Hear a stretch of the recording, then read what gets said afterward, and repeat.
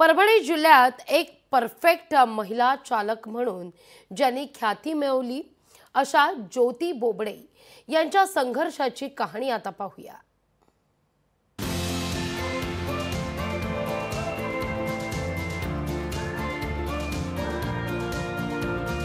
सध्या महिला जगात पुरुषांच्या खांद्याला खांदा लावून सर्वच क्षेत्रात आघाडीवर कार्यरत आहेत।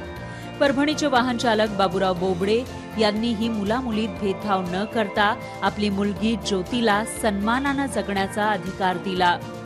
परभणीचे वाहन चालक बाबूराव बोबडे यांनी आपल्या मुलीला समाजातील कोणत्याही गोष्टीची तमा न बाळगता सुरुवातीला स्वतःचा टेम्पो चालवायला दिला। वडिलांच्या निधनानंतर ज्योतीनं घराची सर्व जबाबदारी आपल्या खांद्यावर उचलली आणि बोधिका ड्रायव्हिंग स्कूलमध्ये ड्रायव्हिंग ट्रेनर म्हणून नोकरी मिळवली। परभणी जिल्ह्यातील एक परफेक्ट महिला ड्रायव्हर म्हणून त्यांची ख्याती आहे। आजवर त्यांनी 1000 पेक्षा जास्त महिला मुलींना ड्रायव्हिंग शिकवून परफेक्ट ड्रायव्हर बनवलंय। मी ड्रायव्हिंग लाईन मध्ये 24 वर्षापासून आहे। 1000 महिला ड्रायव्हिंग म्हणून घडवल्या मी ड्रायव्हर म्हणून।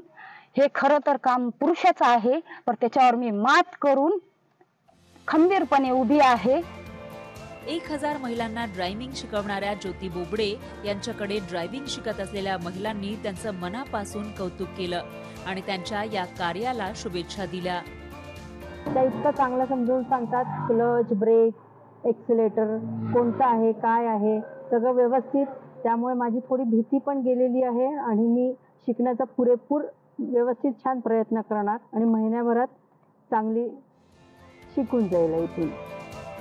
ज्योती बोबडे यांच्या या धडाडीच्या कामाला लोकशाही मराठीचा सलाम।